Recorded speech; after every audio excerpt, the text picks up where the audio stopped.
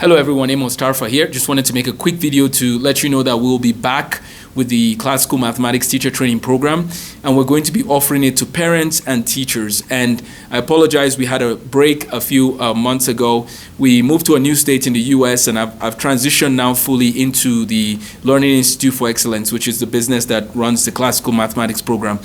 What we'll be doing now is that we're actually going to start recording. We've been recording the meetings. We'll continue recording them, but we're actually going to have them on a more regular rhythm. So about once a week for 45 minutes on Saturdays, we'll record it. We'll keep it somewhere. You'll be able to access it. And the reason why we have to make some adjustments to that is actually there's going to be a lot more change than parents will realize when it comes to math education, because the amount of tools that are available to help children become really good at math, they're actually growing almost every week. There's a lot of tools, there's a lot of books, there's a lot of resources, but what we want to do is we want to help parents navigate this terrain.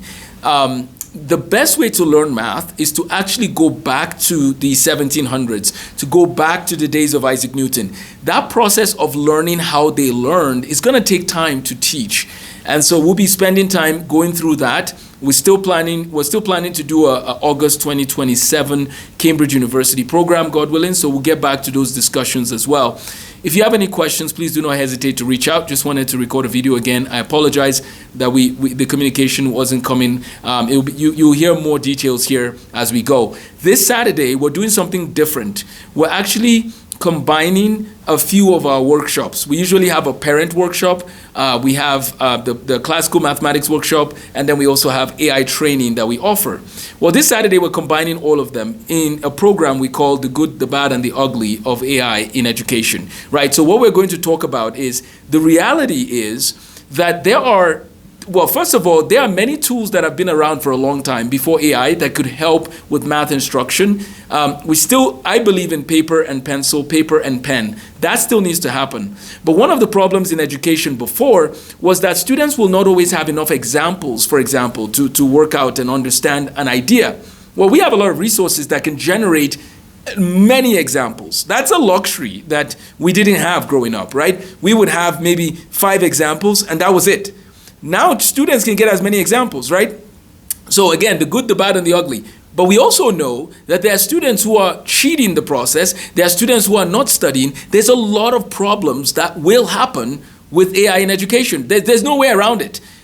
The timing of when AI came was not at a time where people were wanting to do rigorous mental work. It came at a time where we were already kind of lazy as a society, and now these students, some of them are getting tools that allow them to get their work done quickly, and then they just go do other things, some of which are not productive, right? So there are some bad implications. We need to talk about that, right? And we're going to talk about that on Saturday as well. So the good, the bad, and the ugly. So this Saturday we have a webinar, and it's also going to be like a reignition of our classical mathematics program. We are going to review a mathematician's lament. We're going to review a mathematician's apology. We're going to review mathematics for human flourishing. We're going through all these resources that can help us flourish in teaching mathematics. Parents, I want to encourage you. The biggest thing in helping a child reach their full math potential is actually not the curriculum. The curriculum is a great tool. It's actually the mindset of the instructor of the child. Because part of the journey in math is just getting children to see patterns. And there are many ways that can be done, right? And so parents, we want to give you the tools to know how best to help your children with where they're at, using examples and resources that work best for them. So for example, you can teach a lot of statistics using sports, like a lot of statistics. So if your child is trying to learn statistics, maybe tailor a lot of it to the sports analogies to get them going, and then bring in the abstract examples that they might not care about. These are some of the things we need to talk about. And then how do we deal with things like, does somebody have a math brain, or this is what my state standards are, or this is what my country standards are in math? There's a lot to talk about this. Most societies are not even close in helping their children reach their full math potential. Let us do what we can, by God's grace, to create a sort of momentum in that direction that focuses on helping children reach their potential. We are working on a few math textbooks right now, and so some of you could give us feedback. That's another area we need some help, is give us feedback as we're writing the textbooks. We are also going to write textbooks just specifically to the African market as well. That might, it will be applicable to many people. But what I want to do is I want to work with people all across Africa to fine-tune the textbooks.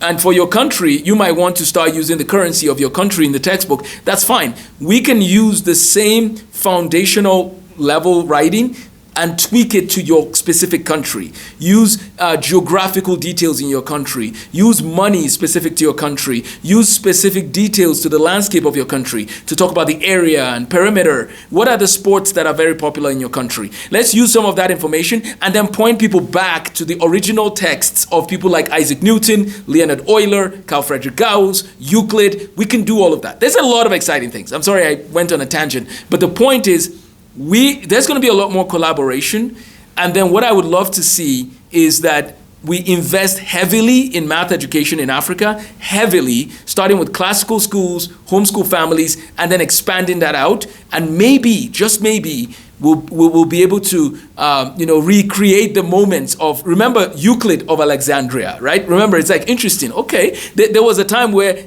Alexandria had this status in mathematics, which I'm sure it still has, but it's not as common that we hear that. We're going to be talking about how to ignite a math passion in your home, in your schools, in your communities, because a lot of people are not taking math seriously these days.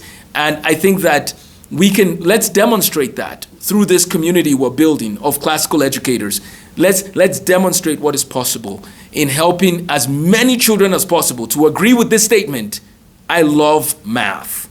Because when they love math, a lot of them will want to do more of it, and then we have pathways we can show them of how to reach their full potential. And then why don't some of our students start doing proofs and start publishing papers while they're still 15, 16, 17. That's the way they used to do it back in the day. Let's bring that back as well. So reach out if you have any questions. Just wanted to record this video, apologize for the break in transmission, and let you know that we're going to carry on. We're going to have regular meetings, about 45 minutes every Saturday. We'll record it. We'll save it somewhere. I would say about 45 minutes, but the Q&A might push it into the 50 to 55 minute mark. But we'll be here and we'll take it from there. Thanks again. Take care and have a blessed day.